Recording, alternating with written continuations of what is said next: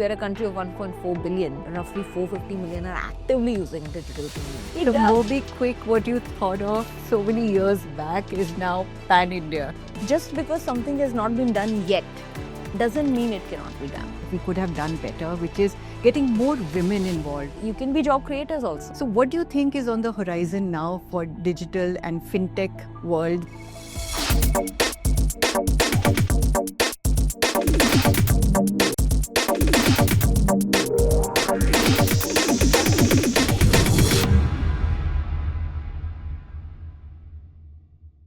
A Table of Her Own is about women founders, directors, inspirational leaders who are coming here to talk to us about their journeys so far and their ambitions for the future. My first guest is Upasana Taku, who's the CFO and founder of MobiKwik. Upasana, so lovely to have you with us this morning. Thank you so much for having me. It's so interesting these days that the fintech world has exploded. We were talking about just a few years back that most of the economy in India is a cash economy. Now we are moving completely in a different direction. You've also done your IPO. So what do you think is on the horizon now for digital and fintech world that we can see? So I think that we have grown definitely a lot as a country in digital payments. We started our company MobiKwik about 16 years ago. So I can claim that we are an OG. Because when we started, I think it was hard to get even our family members to agree that digital payments will be a sector. See, but everything said and done, today about 500 million Indians are transacting digitally. And when I say digitally, it could be using your smartphone, it could be using a debit card, credit card, all digital form factors. But so what that means is that we are a country of 1.4 billion with about 850 million people who have a bank account. But still only 500 million, roughly 450 million are actively using digital payments. So it's still a long way to go. So the market is still going to double in terms of users that are transacting digitally. Now, if you think about merchants or businesses that accept digital payments, that number is hovering around 45-50 million. And it is expected in the next 5 to 7 years, even that number is going to double and get to, 100 million. So I would say that, yes, we've come a long way and, we boast of the fact that we have the highest number of digital transactions as compared to any country in the world because we are a large country. But I would say that we've scratched the tip of the iceberg, or let's say a quartile of the iceberg, and we still have a long way to go. So it's still a very, very large market that is open and available and people to be digitized. So which are the markets that are the big opportunities that you're seeing in the future? So is it urban India, rural India, specific categories of people that you feel are more adaptable, early adopters, and are also sticky? So, see, the thing is, you can think of it from an economic lens or you can think of it from a geographic lens. So if you think from economic lens, we often say that India has India 1, India 2, India 3. And India 1 is give or take 100 to 150 million Indians who have the highest spending power and therefore earning also. So I would say that financials being the largest sector in India, we have more than 100 banks. We have small finance banks, we have NBFCs, thousands of them. We have insurance companies, investment companies.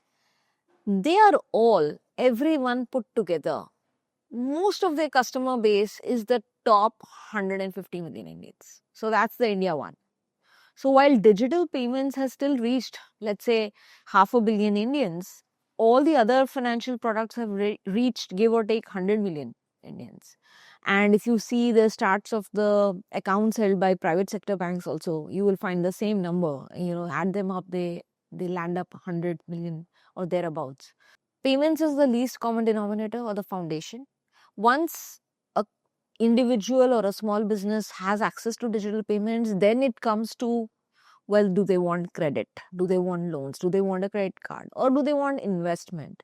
Do they want insurance? So all of these products, the penetration is still far lower. Like less than 10% Indians have access to all of these products, starting with something as simple as credit card. The growth is going to come from the India 2, India 3 user, which is the upwardly moving huge middle class of India. It includes the lower middle class, mid-tier, and the upper middle class also. From a geography standpoint, I see that a lot of the growth is coming from tier 2, tier 3, tier 4 markets. So, not the big cities, but the tier 2, tier 3 markets. And when I say that, we are sitting here in Gurgaon, part of Delhi NCR, but you go 500, not 500, 50, 70 kilometers outside of 100 kilometers outside Sona, and you'll see the difference. Correct. So that's what I'm talking about. That's where sort of the, growth is going to come.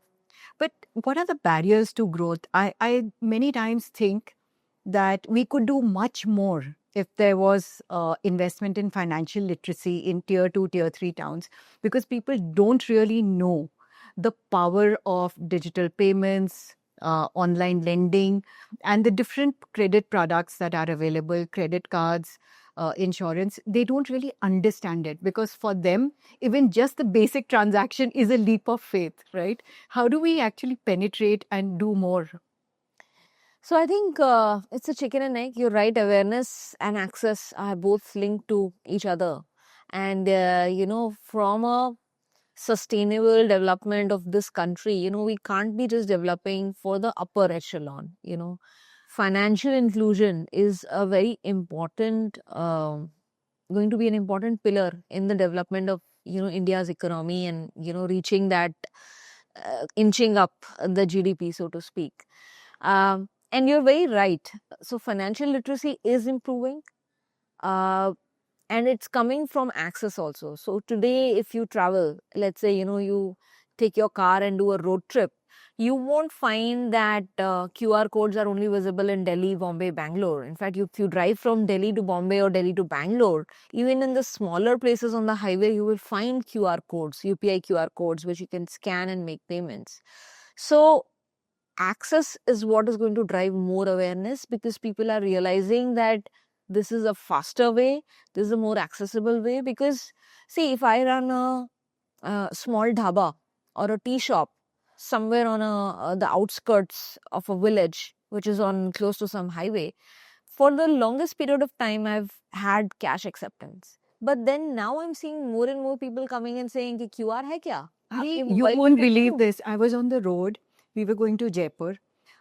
We stopped in the middle somewhere, and there was a guy playing the flute brilliantly.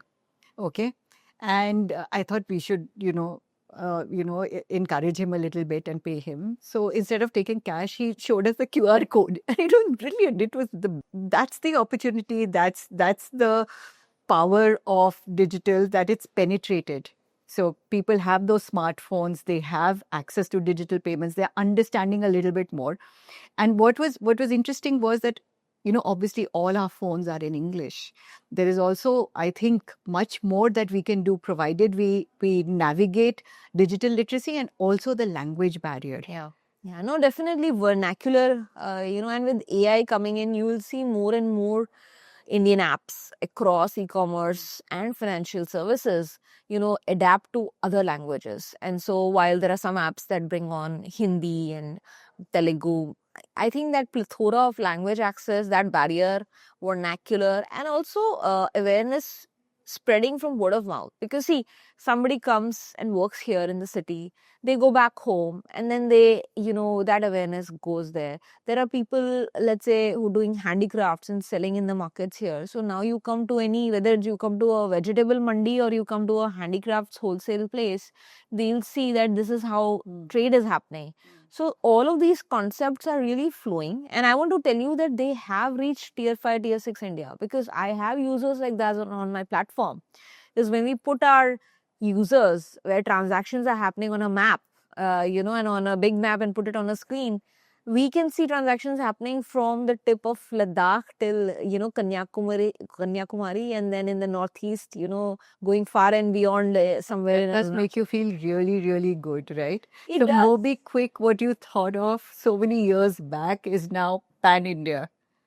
Now, I can tell you that the promise I had made to my parents, who were very taken aback when I almost very rapidly decided that I'm going to give up my cushy career, and I was on a good path, in the US, give up a green card and the product manager a role at PayPal and move back to India to do my own startup, there was a lot of pushback.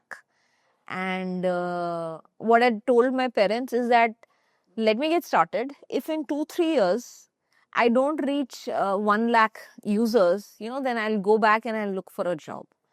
And then once we reached there, then I said, okay, let me reach, 1 million. And I just kept raising the goal, and that, I've been surprised that we've never stopped. I think it's once you get on the bandwagon and if you're committed to your mission, I think the opportunity is so huge. It's not just MobiKwik. I welcome even others to start today.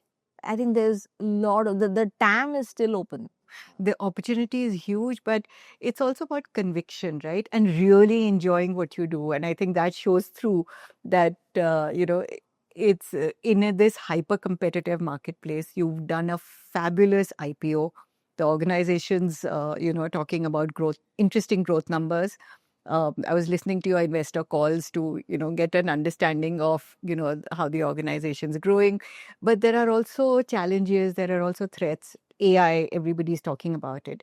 So are you thinking about rejigging the product in some way, looking at new opportunities and advancing your own product? Absolutely. See, intrinsically, we are a product and tech innovation led company. That's the innovation. Both the founders come from the tech background.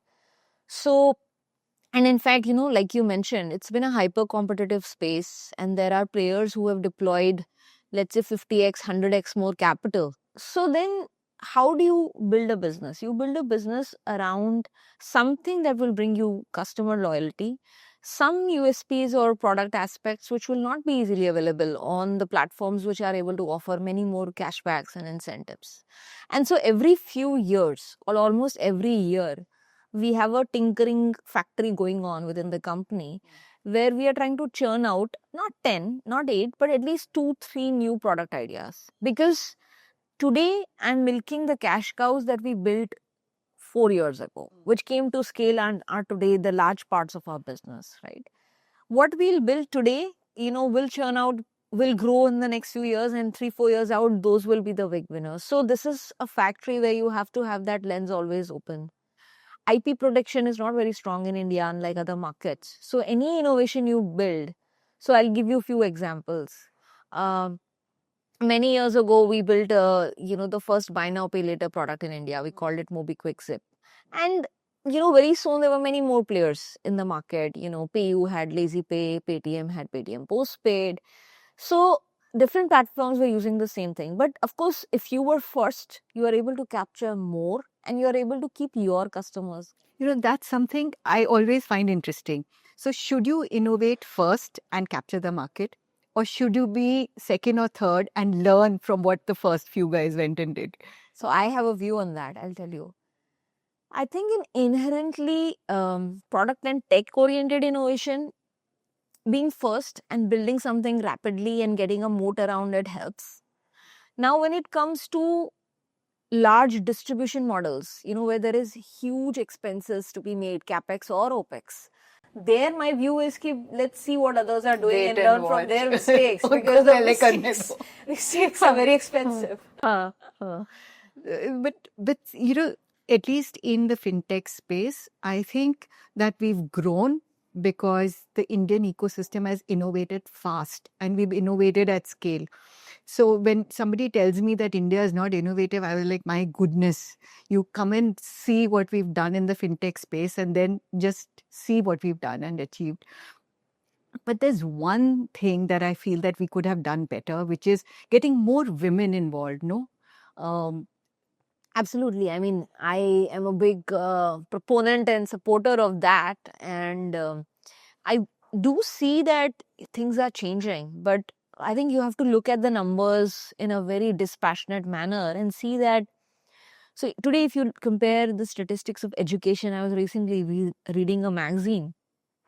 And the number of girls, completing high school, getting college degrees, if you see the percentile, like when I was doing engineering 25 years ago, we were 3 girls in a class of 60 students who were studying mechanical and industrial engineering.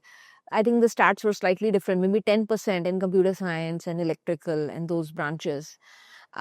Today, most of the schools are showing 50-50 percentile, male versus female. Colleges also, the numbers are, if not 50-50, then 60-40 or in that ratio. So significant number of girls are getting, good base of education. But from there, are all of them joining and taking employment opportunities? If they're taking employment opportunities, is it meaningful and important from a social conditioning level that girls should know that having the opportunity to be financially independent throughout your life is important? You can make a choice when you want to slow down. You can make a choice when you want to be super ambitious. You can make a choice to take a break, do something of your own. But that social conditioning, I think we need to work on more there, because there are still many segments of society across the economic strata where I believe that it's not even understood well that women, girls need to earn. I mean, why should they be dependent on parents' money or spouse's money or brother's money? You should have your own money and you can use their money as well. But apna bhi hona chahiye. I think that financial independence is important. We see a lot of women in our business and also in other tech enabled businesses. I can tell you, female founders as a percentage and leaders as a percentage, I see is improving. So the stats are improving, but I can tell you that if we get, out of the 50% women in India, if we get even 50, I think the stats are worse than 30% at the job ratio, and then they keep going worse as you They look over a as period of time. yeah. I mean, like getting married, having a family, etc. So, and it doesn't change for men, by the way. So I think if we just bring in 10 to 20% improvement every year there, I personally believe it will be a shot in the arm for India's GDP. It's a whole entire pillar that is completely yet to be unlocked. And add financial inclusion to that in tier 3, tier 4 towns, there can be much, much more that can be achieved out of it. Absolutely. But as a woman leader, have you found that there is I shouldn't say as a woman leader, I should say as a leader. Yeah. Have you found that there are certain kinds of decisions that you've taken over the years that have really helped you in growing the organization and managing your career as a super successful person? There must have been some turning points that you felt that, led you to where you are today. Decisions I have taken that have helped me in my career path, you're saying? See, I think one decision I took is that, I'm not going to, I mean, that's a lifelong thing that for me, that I read, I consume data, I consume facts. I also value opinions of people, but I don't let anybody else's thought process influence me. I take all of that and I try to hash it up to figure out what is my point of view, what is my opinion. That's number one thing. I'm not driven by इसने ये कहा, उसने वो कहा. That's one. हाँ. Second thing is that, and this is a important paradigm for me, is that just because something has not been done yet doesn't mean it cannot be done. So I can tell you that many things we have done like this, in the company, where people have told me that, we've checked, so far ये नहीं हुआ है अभी तक. So I said, so what? ऐसा कहीं लिखा है? Is there a rule saying we can't do it? If there is no rule saying that it cannot be done, that means it can be done. We just need to plan out a strategy as to how to achieve it. On a personal front, I would say that I've made sure that I took some decisions which I think have definitely helped me in not slowing down in my personal career goal while having a child and having a family. And what was that? I made sure that my in-laws and my parents were all co-located, in the same complex or very close to me. And, I can tell you that today I can't imagine, but when my kid was 6 months old, he has traveled with me on a fundraising trip. When he was 1 year old, he has traveled with me, because when we were a private company, after Series A and B, there is no money in India. So you have to keep going to London, Singapore, US, etc. And, I've made sure that it has not been an inhibitor for me. I've also done crazy trips. So when some people ask me, I've done a 24-hour trip to Singapore and London while I was breastfeeding my child. And he was here in Delhi, and I flew there and I came back, and I still did that. So I think many things are possible. I don't think having a family, having kids is a liability. I think they bring so much joy and love and warmth in your life. And, work can be happy, exciting, but it can also give you a lot of stress. And I think having that home to go back to has also really helped me in realizing what is urgent and what is important, what is meaningful and what is just useless stress. I think I'm happy with where I am, and I often keep counseling women. In a sense, what you're saying is that family is important, work is important. What you make of it is absolutely important, and making the right decisions that can help you maximize your achievements is even more important. And staying happy and satisfied with what you're doing. So, actually, that's not the right thing to say. Dissatisfied, because then that is what will make you strive for more. Is that? I can tell you that also, that people might think that, I have a lot going on, some things I have achieved. But personally, I think that I've not achieved much. Like, abhi mujhe bahut kuch karna baki hai. So, there's a goal about where I want Miraquick to reach. I don't want it to be, just another fintech. Of course, we have some credibility in the market. We are amongst the few listed companies. We are the largest wallet in India. We are scaling up on our bill payments business, but we have a lot more to achieve. So I have certain goals that I have set, that I want the company's legacy to exceed the founder's vision or founder's legacy, and for it to become hopefully a institution. But that's only one part of my goal. I have certain other goals for my family, and personally for me, I think the best is yet to come. Like, apart from being the co-founder of MobiKwik, I think that there are still bigger and funner and better things left that I want to do. Like, one such goal for me and my kid Jokes, we all like reading and writing. So he has already published a book as part of this school. Okay. They had an option, and like 1 or 2 years ago, he published a book. It has an ISBN number. And he jokes that, Mom, you always keep saying that you want to write a book. So aap kab likhoge? Matlab, you're in your 40s. And I'm not even 10 and I've already written a book. So that's something that is challenging me. So, Upasana Taku, an absolute pleasure to have you here with us on the table of her own. There are many more mountains to climb for you, and I just really wish that you climb all of them in as short a time as possible. Thank you so much for being here today. Thank you so much. It was lovely chatting with you.